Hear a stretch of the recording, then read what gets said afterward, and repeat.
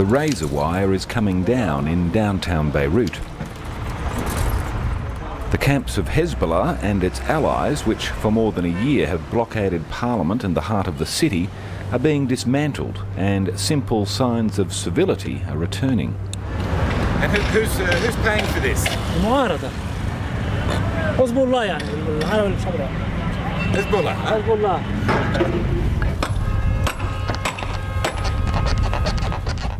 An army of Hezbollah construction and landscaping companies have moved in, transforming downtown almost overnight. The message is fairly clear. At a moment's notice, Hezbollah can deliver rockets or flowers. The choice is yours, kind of.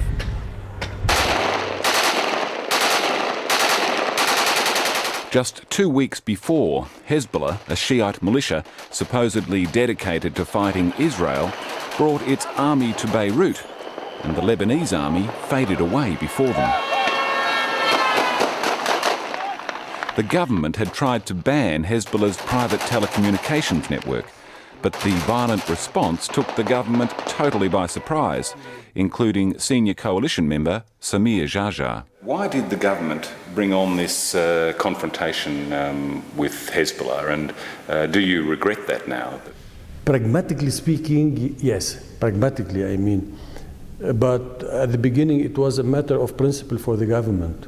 For me personally, it was inconceivable at any point in time that Hezbollah would turn his arms inside for a declaration of principle from the side of the government. Yes. But it did happen. More than 60 people were killed in the fighting here and in the mountains. With its own army withdrawing from the fight, the government had little option but to negotiate a settlement. And that settlement, forged in the Qatari capital of Doha, is unfolding today in Lebanon's Parliament House. يشكل الحضور العربي والدولي فيها حضورا غير مسبوق وكأن يعني كل المجتمع الدولي. The deal creates a new president and a new government, with Hezbollah guaranteed cabinet positions and a veto power over all decisions. Hardly a recipe to strengthen an already weak state, but perhaps enough to avert a civil war between the Shia Hezbollah and the liberal coalition government composed mostly of Sunni Muslims. An uneasy peace has descended over Beirut, celebrated by a burst of gunfire nearby.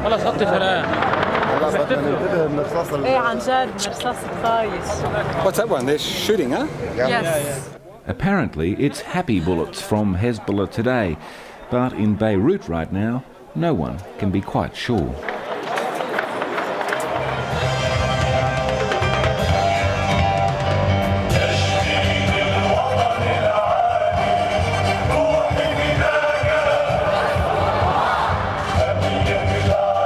It's the day after the new president is sworn in and the government dissolved, and the Hezbollah faithful are rallying in West Beirut. Triumph is in the air. هذا نعتبره نحن علاج لتنفيذ المشروع الامريكي الاسرائيلي، هذا احبطنا المشروع الامريكي الاسرائيلي وحتى اللبنانيين، وراح نعيش بنفس الوقت كلنا يد واحد وتحت سقف واحد.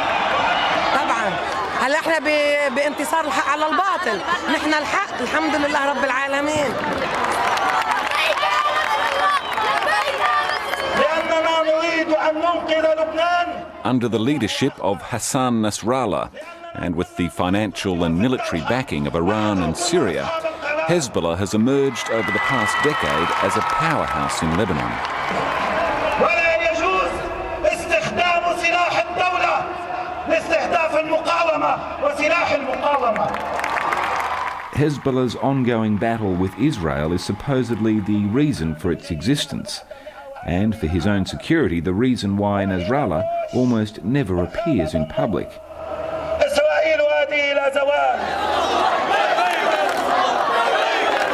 But recently, his guns weren't pointed at Israel. They were pointed and fired at Lebanese, a very significant switch for which Nasrallah is unrepentant.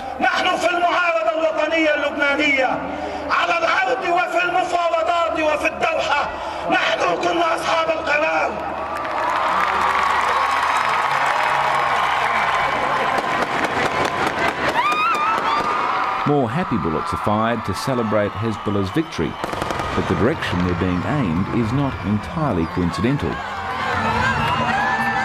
The bullets will be falling on a Sunni suburb, and a dozen Sunni civilians will be hospitalised this afternoon. Despite the belligerent speech, Beirutis take the chance to flock into the city again.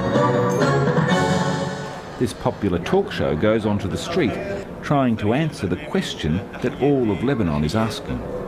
هل نحن دخلنا إلى تسوية طويلة المدى أم نحن عم نأسس لحرب أهلية جديدة؟ It seems that the heady days of the Liberal coalition government are now behind it. Known as the March 14 coalition, it was forged out of the protest movement of 2005, which forced Syria to end its occupation of Lebanon. But it has met its match for now in Hezbollah. هل هزم فريق 14 آذار؟ March 14 still holds the majority of seats in Parliament, but it looks like it will be a very novel version when the so-called Unity Cabinet is finally announced.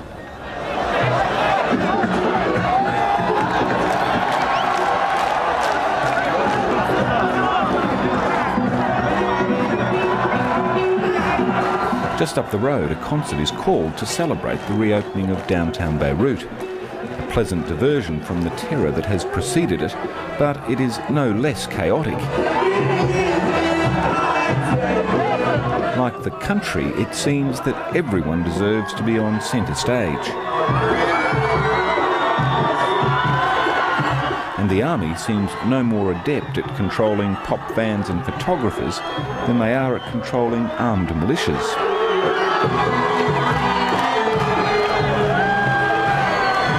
It seems these few nights of peace are too good to be true, as the telephone of Muhammad, my fixer and translator, starts to ring. So it says there's heavy shooting. It means heavy shooting.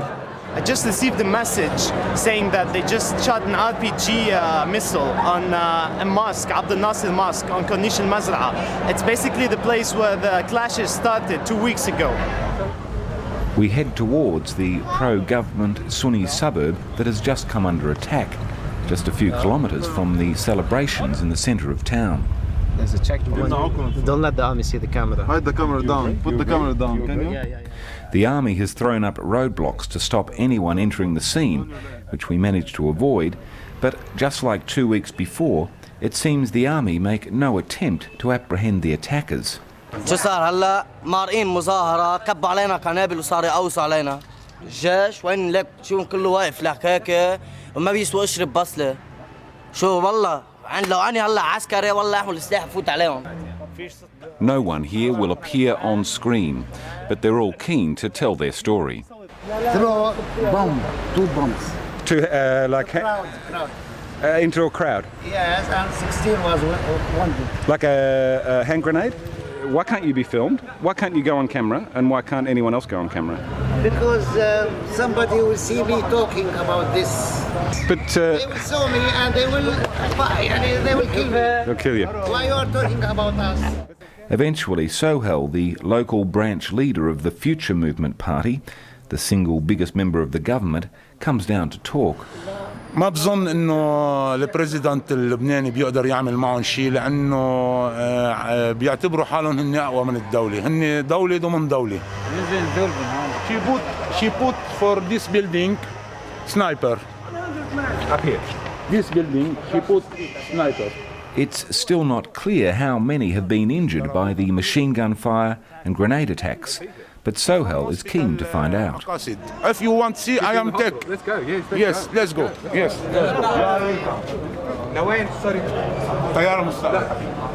As on the street, no one here wants to be filmed.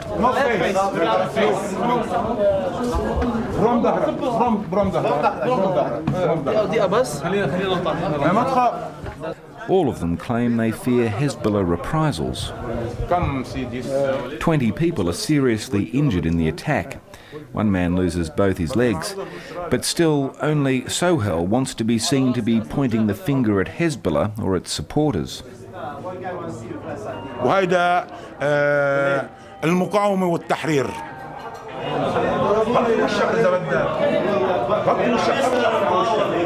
Even politicians here are coy about discussing Hezbollah. Only one government member accepted an invitation to appear on this program, and he has the protection of a personal army. Samir Jaja, leader of the former Christian militia, the Lebanese forces. People are very reluctant to talk out against them, and I've come across that a lot just in the time that I'm here. This is true. It is not in the advantage of Hezbollah to be looked at with fear. Fear. Yes. Do you look at them with fear? No. Your security is incredibly tight. It's as tight as I've ever seen any politicians. Who do you think is trying to kill you?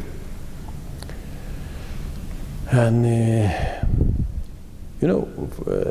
we have seen many political assassinations in Lebanon in the last era. This is in the last 2 or 3 years, right? These yes, in the last 2. And who's been assassinated? I mean, let's be clear about this. Who has been assassinated and why? The March 14 people. The March 14 people because of the political program. Yes, but who are they upsetting? What I'm getting at is a number of, I think there's eight politicians, a number of journalists have been killed. Yes. And the defining characteristic of all those people that have been killed is that what they oppose whom? They were anti-Syrians. Anti-Syrian? And their position on anti-Syrian and anti-Hezbollah. This is how they were saying. Anti-Hezbollah politically, yes. Yes. So this is why we have to take precautions. So are you asking me, are you sure that Hezbollah is killing people? I will tell you, no. Are you sure that the Syrians are the ones who are assassinating people? I tell you, probably. Hezbollah aren't great at answering questions for themselves. And in order to go and work inside, you need Hezbollah permission. They can be camera shy at the best of times, but during this period they declined multiple interview requests and permission to film anywhere in their part of West Beirut.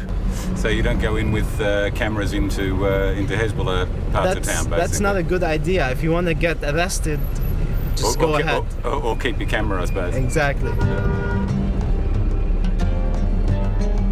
But they now have a surprising and rather more open coalition partner, the mostly Christian Free Patriotic Movement. Businessman Ziad Abs is a senior member of the movement who negotiated a surprising parliamentary alliance with Hezbollah. It's hardly an open, liberal, democratic, freedom-loving... Look, it's not. We have to remember that it's a resistance group.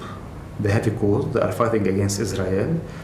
We know deep that after political discussions, after talking with them about the future, about what would happen to Lebanon, what's their vision on the current regime, that they are much more liberal than the Bin Ladens.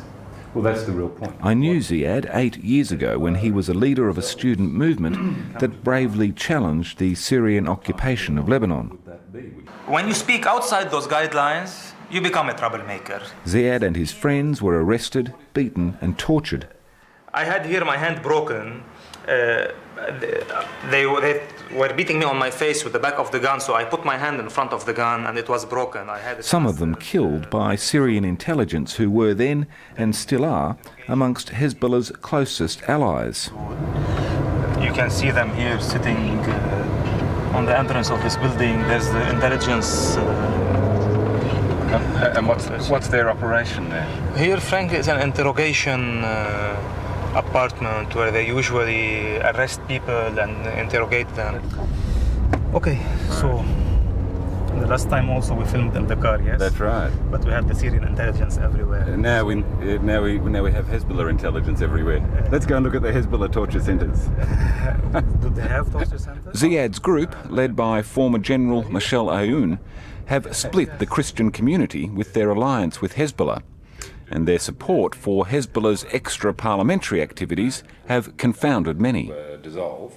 You supported the blockade of Parliament and the blockade of downtown, but did you support the military advance on Beirut by Hezbollah? Look, we understood what happened at that time. We can really understand why Hezbollah did it. We would have done it differently, but we cannot judge really at this act. We're taking it out of its time frame and out of its political context. This happened after 2 years. What's the context? Sending guys with Kalashnikovs into Beirut and scaring the hell out of everybody and Yes. possibly. Let me go back. Let me go back and tell our fellow Australian citizens a couple of weeks before what happened. 6 of Hezbollah supporters were killed by gunmen. During one of the universities, Beirut Arab University, we had snipers from the Future movement on the roofs, killing students. In some ways, the split emerging amongst the Christians is more significant than the Sunni-Shia divide. Elections are looming in 2009, and it's the Christian bloc who will form the vital swinging vote. The Sunni and the Shia voting blocs or voting patterns will be fairly clear. They are known. Okay, the Christians then become a vital ground bloc, right? Battleground. I mean, a political one. A political one, of course. Well, possibly more than that. We'll see. But no, fortunately. So, what role will the Christian bloc play in forming the next government? We expect the results of these elections to be more to the side of March 14, more to the benefit of March 14 than to the benefit of Hezbollah. The big battle is happening on the Christian ground. We are confident, and I can say today that we might meet after the elections. I'm sure you'll cover it, and I might be a member of the parliament, and I am sure that the Free Patriotic Movement would have the majority of the Christian MPs. Really? Definitely. Back in the Sunni suburb of Tariq Jadidi, the kids are playing with toy guns and real bullets. What are they for? هيدا يا التحرك يا القوة والعظيم. I meet up with Sohail again, who denies the Hezbollah accusation that there are Sunni militias. بالعكس في عنا مدرسة رفيق الحريري نحن مدرسة رفيق الحريري don't care this فرقاع because she happy. There are some fireworks going off, but a lot of them go by the brand name Kalashnikov, which leads to our next topic. عنا سلاح فردي ملكنا الشخصي وبأكد لك 1,000,000% إنه سلاحنا شخصي وليس عن طريق طيار المستقبل. نحن بنشتريه مشترى مصرياتنا. My money. Sohail is adamant that the Sunnis are only carrying small weapons without any government or party backing. Nothing compared to the military might of Hezbollah, which has a pipeline of cash and firepower from Iran and Syria. فبنعمل مثل حراسات ليلية لنحمي منطقتنا وأهلنا وأملاكنا. What's becoming clear is that if there weren't Sunni militias before Hezbollah took to the streets, there certainly will be now. تفضلوا for my house. Thank you. As night falls, Sohail prepares for his evening guard duty. Hand grenade. قنبلة. Yeah. اشتريتها ب$10. هيدا اشتريته $500 قطعته عن تم عائلتي. When did you get this one? من حوالي 6 أشهر. The final composition of the new government should be decided this week, but it's unlikely to ease the tension in suburbs like this. إذا إجاك مسلح بشو بدك تحاربه بإيديك بيقتلك. Their government was unable to protect them when Hezbollah came calling last. Maybe she call all my family. What I do, I tell him. And now the government and its agencies are about to become even weaker, certainly until the election in 2009. You want that? And that's a lot of long, tense nights in the suburbs of Beirut and the villages of Lebanon. قوسنا؟ ليه بدنا نقوسنا؟ قوسينا قوسينا؟ بابا لا ما تعمل هيك يا بابا.